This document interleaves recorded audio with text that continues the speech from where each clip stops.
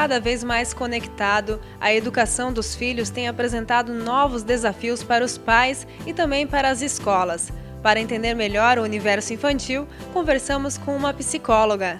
Doutora Roberta, as crianças elas estão suscetíveis a uma série de transtornos, né? Os pais eles devem estar atentos a quais sinais para que este diagnóstico seja precoce? Então, Carol, geralmente isso acontece, o primeiro sinal acontece dentro da escola. Quando a criança começa a trazer algum comportamento de agressão, de timidez ou mesmo dificuldade escolar. E a partir daí a escola muitas vezes vai chamar os pais, né, para dar esse alerta. O alerta sendo dado, os pais começam a tentar perceber algo em casa, né?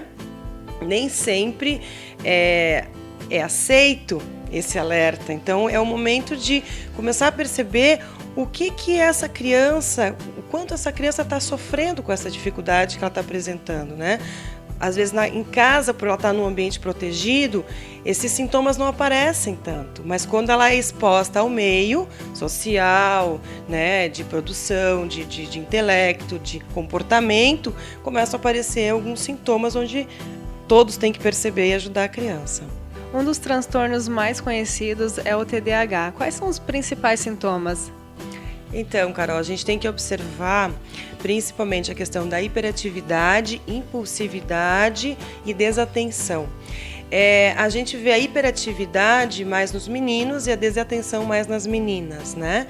E essa hiperatividade, ela não é só física, a hiperatividade é mental. Então, no consultório eu escuto muito assim: Roberta, a minha cabeça não para, eu tenho 1000 ideias, 1000 pensamentos. Então, às vezes a professora está lá explicando, dando uma aula, e a criança vê a borrachinha cheirosa lá que caiu do chão da amiga, e a partir daquela borracha ela imagina mais 1 milhão de coisas, desfoca, né?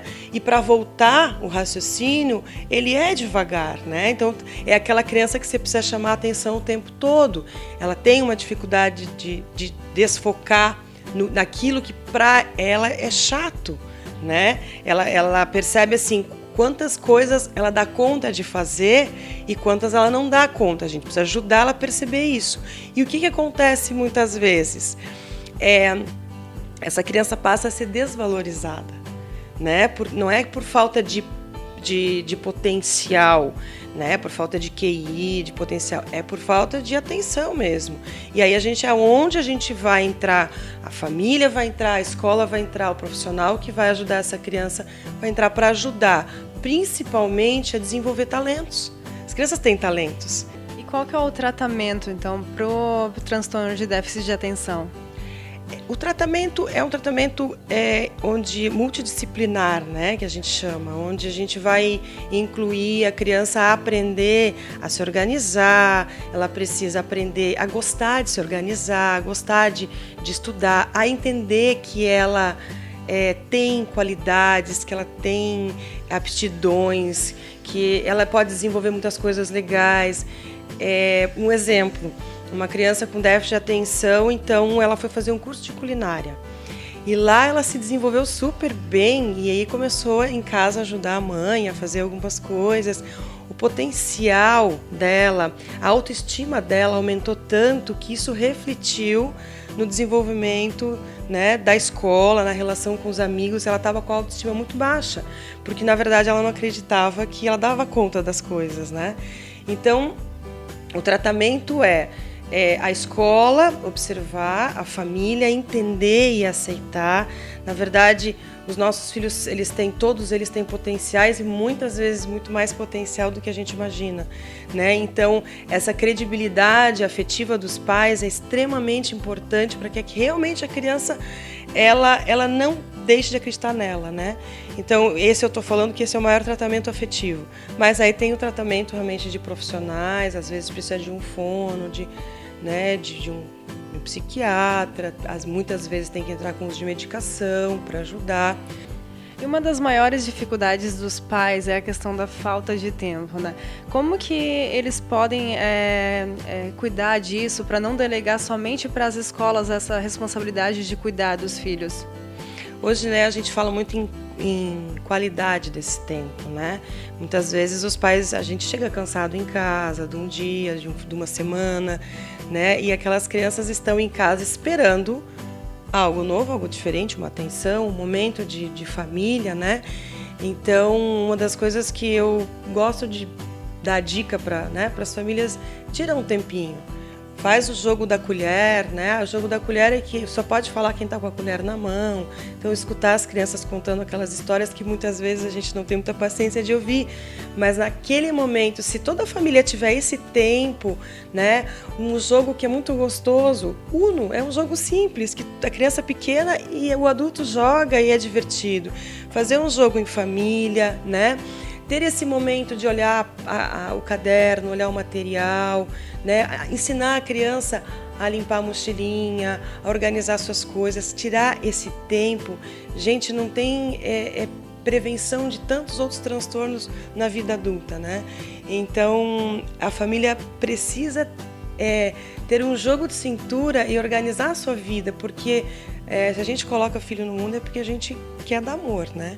A tecnologia está bastante presente cada vez mais na vida das crianças. Como os pais eles podem colocar e impor um limite? Então, eu acho que a gente impõe isso desde pequenininhos, né? Esses dias eu estava num restaurante, uma criança de 1 aninho mexendo no celular, clicando em tudo, enquanto os pais davam conta de conversar e, né, tomar um chopinho, estavam bem tranquilos porque a criança estava ocupada, né? Então, assim, ali começa o limite. Eu não posso dar a tecnologia para o meu filho, né, para que eu ganhe espaço nas minhas coisas, né? Isso é muito fácil. Então essa tecnologia ela precisa ser dada desde pequenininho com horários, com tempo. Tem o tempo do computador, tem o tempo do videogame, tem o tempo do celular. Não vou dar o celular e deixar o celular. Com 5 anos eu dou o celular para o meu filho, já com internet e tudo. Não, eu vou, né? Tem uma idade, tem uma menininha que eu atendo que ela fala: eu não vejo a hora de fazer 11 anos que eu vou ganhar um celular. Não, acho que é 12 anos que eu vou ganhar um celular. Então ela tem um limite, ela só pode ganhar celular com 12 anos. O que vai ter nesse celular dela? As regras que os pais colocam, mas os outros têm, não importa. Né? O que a gente pode fazer com o nosso filho é realmente dar esse limite, porque falta estímulo em outras coisas, né? Então a criança vai de 2 às 3 fazer tarefa, às 3 horas ela vai para aula de judô, das 5 às 7 está liberada para mexer no computador, jogar videogame, interagir socialmente nas redes sociais, enfim, tem que ter um limite, porque senão muitas vezes a gente observa isso, né? A internet, o acesso a tudo isso se torna realmente um time para os pais, né? Meu filho está ali, eu vou viajar, vou levar o iPad, eu vou colocar aquele videozinho de filminho, né? Tudo. Mas eu posso contar quantas vaquinhas tem na estrada, quantos carros de cor branca passam, né, por nós. Tem tantas brincadeiras legais que eu fazia na minha época, que são super divertidas. A gente sobreviveu sem tudo isso, né? Eles também vão sobreviver. E a questão também, tem alguns pais que colocam muitas atividades para os filhos.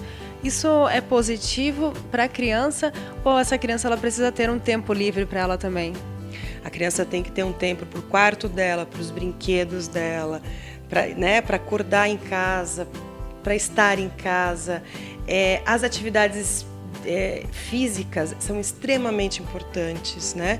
Principalmente na criança com TDAH, a criança ansiosa, ajuda muito, né, nessa coisa do equilíbrio. Então, só que a gente não pode sobrecarregar. Quando a criança chega exausta em casa é porque a gente está sobrecarregando, né? Quando a criança começa a ficar mal-humorada, inquieta, eu não quero ir nessa aula, não quero... Tem alguma coisa... A gente precisa ouvir essa inquietação, esse cansaço, porque sobrecarregar a criança não vai ajudá-la no desenvolvimento, né? A criança vai também ajudando a gente a perceber esse limite, né? Quanto mais atividades, mais inteligente ela vai ser, ou mais sucesso, isso não tem medida, não é por aí o caminho, né? Quais são as dicas finais, então, que você deixa para os pais e também para as crianças?